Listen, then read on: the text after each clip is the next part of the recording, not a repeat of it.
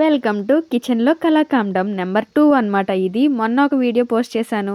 అది నేను మైసూర్ బజ్జీ చేస్తే అరటికాయ బజ్జీలా తేలింది. నెంబర్ 2 ఏంటంటే నూడిల్స్ కాదు, కానీ నూడిల్స్ లాంటి నూడిల్స్ అనమాట. చేద్దామని చాలా ఉత్సాహంతో స్టార్ట్ చేశాను, కానీ ఫస్ట్ స్టెప్పే తీసుకెళ్లి డస్ట్బిన్లో పడేసేలాగా చేశాను. మీకు ఈ రెసిపీ గురించి తెలిస్తే కామెంట్ చేయండి. ఫస్ట్ స్టెప్ని సక్సెస్ఫుల్గా ఎలా నాశనం చేశానో చెప్తాను వినండి. పొయ్యి మీద సేమియా పెట్టి నేను పక్కింటికి వెళ్ళి ముచ్చట్లు పెట్టా. వచ్చేసరికి అది మాడిపోయింది. అయినా సరే పట్టువదని విక్రమార్కుడిలాగా ఈ రోజు నేను ఎలాగైనా సరే ఇది చేసి తీరాలి అని మళ్ళీ సేమియా వేసా. ఎంతకీ ఫస్ట్ మాడిపోయిన సేమియా ఏం చేసామని మీకు డౌట్ రావచ్చు. నేనే దాన్ని ఉప్మా చేసుకొని తినేసాను. రెండోసారి సక్సెస్ఫుల్గా వచ్చిందండి. నా సేమియా ఏం మాడిపోలేదు, అంతా కరెక్ట్గానే ఉంది. మంచిగా ఫ్లేవర్ వచ్చాక వాటర్ పోసుకున్నాను. ఒక కడాయి తీసుకొని దాన్ని స్టవ్ మీద పెట్టి ఆయిల్ వేసుకొని ఒక గ్లాస్ సేమియా తీసుకొని లైట్గా రోస్ట్ చేసుకోండి. మంచి ఫ్రేగ్రెన్స్ వచ్చాక దాంట్లో 1కి 3 గ్లాసులు నీళ్ళు అయితే పోయండి. సేమియా బాయిల్ అయ్యేలోపు నాలాగా పండిపోయిన పచ్చిమిరపకాయలు, ఎండిపోయిన క్యారెట్ కాకుండా కొంచెం మంచి వెజిటబుల్స్ తీసుకోండి. మీ దగ్గర ఉంటే క్యాప్సికమ్, క్యాబేజ్ కూడా యాడ్ చేసుకోండి. నా దగ్గర లేవు, అందుకే వేయలేదు. కట్ చేసేటప్పుడు నాలా కింద పడేసుకోకుండా మీరు మంచిగా కట్ చేసుకోండి. మీకేదో సింపుల్గా చూపించేస్తున్నాను, కానీ చేయడానికి చాలా టైం పట్టేసిందండి బాబు. ఇదంతా సర్లే, కానీ బంగారం కాస్ట్ ఏంటండి బాబు, అమాంతం అంత పెరిగిపోతుంది. దానికి తోడు వెండి ఒకటి.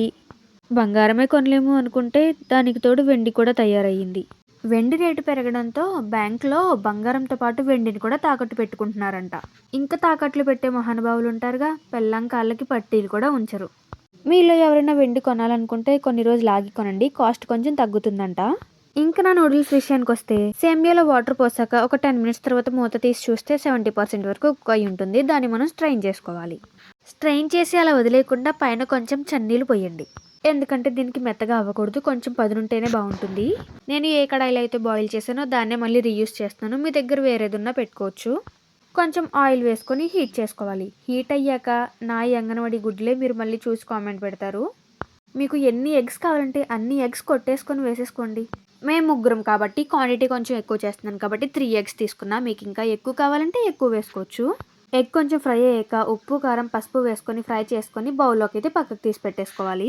అదే ఆయిల్లో కొంచెం అల్లం వెల్లుల్లి పేస్ట్, మీ దగ్గర ఉంటే పెప్పర్ పౌడర్ కూడా వేయండి. నేను పిల్లల కోసం చేస్తున్నాను కాబట్టి పెప్పర్ పౌడర్ని ఇగ్నోర్ చేశాను. మనం ముందుగా కట్ చేసి పెట్టుకున్న వెజిటేబుల్స్ అన్నీ అందులో వేసేసి ఒక 5 మినిట్స్ వరకు కుక్ చేసుకోవాలి. అల్లం వెల్లుల్లి పేస్ట్లో ఈ వెజిటేబుల్స్ అన్నీ ఫ్రై అవుతుంటే ఉందిరా చారీ, అబ్బా ఎంత బాగుందంటే స్మెల్ స్ట్రీట్ సైడ్ ఫుడ్లా అనిపించింది. మీ దగ్గర ఉంటే కొంచెం సోయా సాస్, చిల్లీ సాస్ కూడా యాడ్ చేసుకోవచ్చు. వెజిటేబుల్స్ అన్ని ఫ్రై అయిపోయాక సేమియాని, ఎగ్ని వేసుకొని మిక్స్ చేసేసుకొని సర్వ్ చేసేసుకోవడమే. టేస్ట్ మాత్రం సూపర్.